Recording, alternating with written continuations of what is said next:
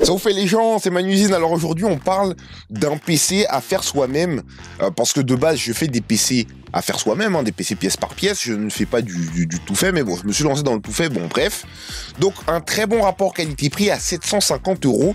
Donc on va commencer directement avec le Ryzen 5 5600. Pourquoi le Ryzen 5600 ?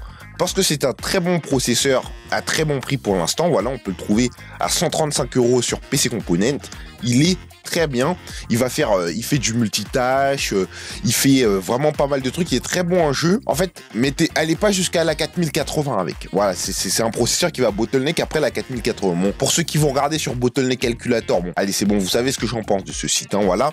Donc 135 €, très bon processeur. Vous pouvez aller jusqu'à 4070 Ti super, vraiment tranquillement. Donc pourquoi pas la version X?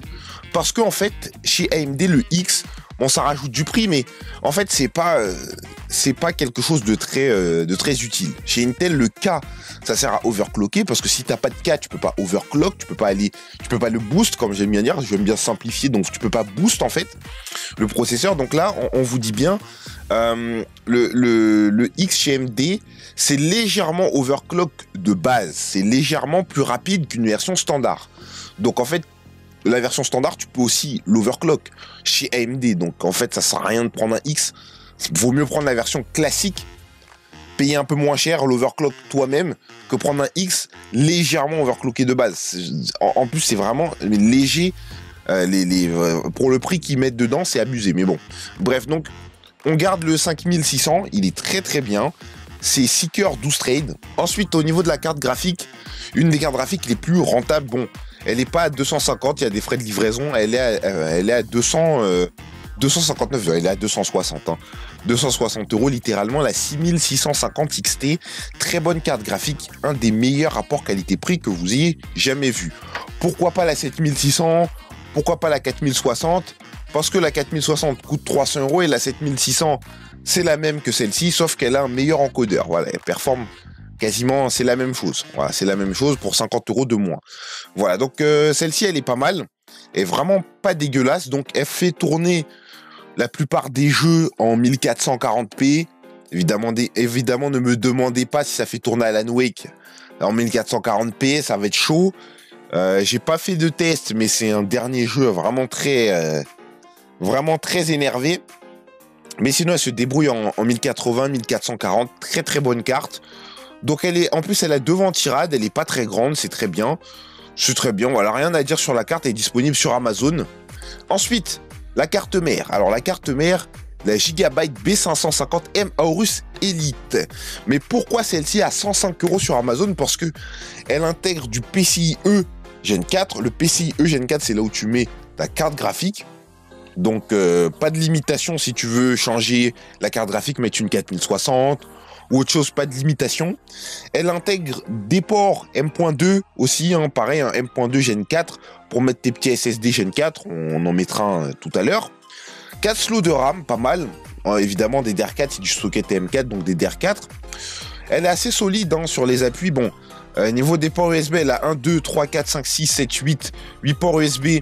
J'imagine que ceux en bleu, c'est du 3.2 et le reste, c'est du 3.0, donc c'est pas dégueulasse. C'est pas dégueulasse, un port DVI, un port HDMI, on crache pas dessus, franchement. Donc elle est très bien comme carte mère, franchement un très bon prix, très bon rapport qualité-prix. Le Power Phase, c'est 5+3 pour les connaisseurs, ça va te permettre d'aller plus loin un peu dans tes processeurs et l'overclock de tes processeurs, hein, évidemment. 5+3 en phase, bon, à ce prix-là, tu trouves difficilement mieux, sachant que c'est pour un budget de 750 €, donc je trouve qu'elle est très bien. En micro ATX, hein, par contre, micro ATX, voilà, moi personnellement, je trouve pas que ce soit gênant. Ensuite, la RAM, gros banger, la RAM, 52 € des Patriot Viper Elite 2, donc c'est du 4000 MHz pour 16 Go de RAM. C'est énervé pour 52 €, hein, tout pile. Donc, elles sont compatibles en XMP. Bon, évidemment, tu peux les mettre en 4000 MHz sur des cartes mères, pas XMP évidemment. Mais ça va être un peu plus compliqué.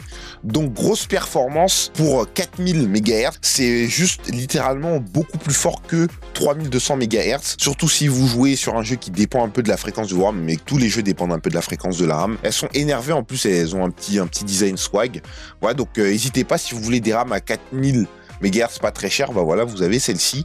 L'alimentation, oui, elle va faire parler celle-là, c'est la Deepcool PF700. Donc c'est le PF700 qui compte, donc c'est 700 watts pour 55 €. Un des meilleurs rapports qualité-prix qu'on ait jamais vu pour Deepcool, hein. Deepcool, très bonne marque, hein.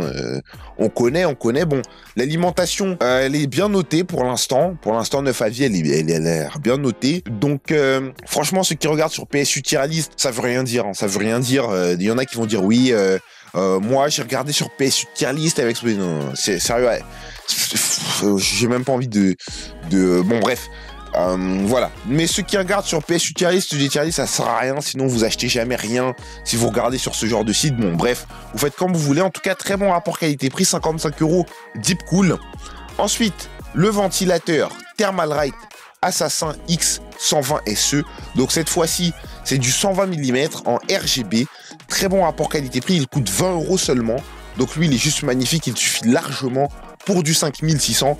Il est juste top. Bon. Si vous voulez... Non, il n'y a pas mieux, J'allais dire Deepcool, mais non, il n'y a pas mieux pour l'instant. Ventilateur carré, en plus, oui, voilà, il a du RGB si vous voulez que ça fasse un peu de LED dans votre boîtier. Bah alors pour le boîtier, il y a un petit changement de plan de dernière minute. J'avais pris le Xigmatech Hero 2, mais il n'était plus disponible. Il est plus disponible actuellement à l'heure où je fais la vidéo. Donc je le remplace par le Aerocool 107 AV2 tout simplement. BK on s'en fout. Donc c'est celui-ci. Tu peux mettre que du micro ATX. Par contre c'est dommage, le Hero 2 c'était vraiment un rapport qualité-prix dingue. Mais celui-là il coûte 30 balles. Bon 35 avec les frais de livraison. Alors il est pas mal du tout. Il prend par exemple vous pouvez mettre un 240 devant. Un peu comme le boîtier d'avant au final, hein. Ça change pas trop. Tu peux mettre un Thermalright tranquillement. Alors oui, système de refroidissement avec 3 ventilateurs, on s'en fout, compatible water cooling, etc. Il faudra aller sur le site d'Aerocool, ce serait pas trop mal. Donc par exemple, je vous rappelle, hein, juste pour savoir quel ventilateur prendre ou quoi, pour pas que vous soyez en galère, pour savoir quelle carte graphique vous pouvez mettre, etc. Il faut aller sur le site des constructeurs. Donc voilà, Aerocool CS107. Là, hop là, Aerocool CS107, on va sur le site officiel. Des fois, quand il y a de la sous-marque ou quand il n'y a pas de marque, c'est compliqué de trouver le site. Donc Aerocool, leur site, il est récent. Mais bon, au moins, ils ont un site. Donc voilà, tu peux mettre 120, alors ils te le disent. Tu peux mettre du mini ATX et du micro ATX, donc que des petites cartes. C'est pas dégueulasse puisque on a une micro ATX, hein, justement. Donc la carte graphique, est-ce qu'ils te le disent pas ici? Donc il faudra aller dans SP, il faudra aller un peu plus loin. Donc support CPU, ton ventirad pourra faire jusqu'à 57 cm de hauteur, voilà, c'est-à-dire que par exemple le Thermalright il fait 120, donc c'est carré, et en tout il fait combien normalement? Ils aiment bien marquer, voilà, en tout sur Thermalright, voilà, il fait 148. Voilà, en tout 148, donc aucun problème. 148 mm, il supporte jusqu'à 157 le boîtier, donc c'est nickel. Voilà, n'oubliez pas, aller sur le site des constructeurs, c'est important. C'est des questions qu'il faut se poser justement. Voilà, c'est des questions qu'il faut se poser, hein, dans tous les cas.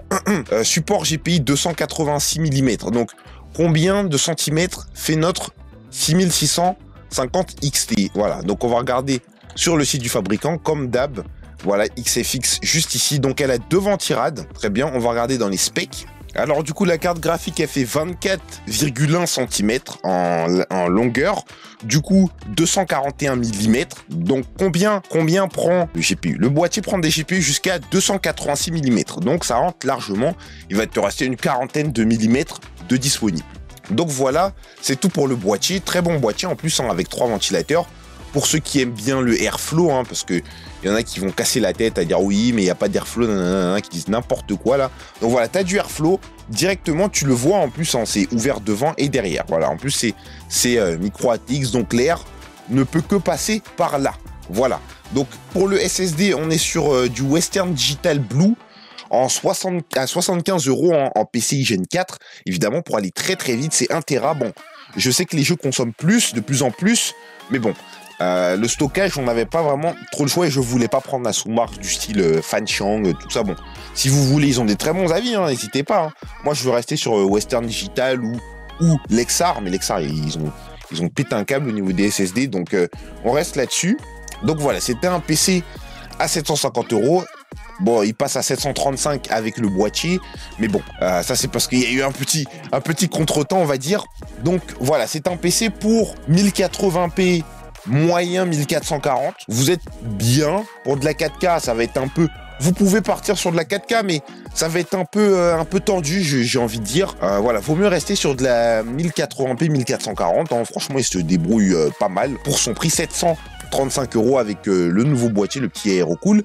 Et voilà, c'est tout ce que j'avais à dire. Ciao pour une prochaine vidéo.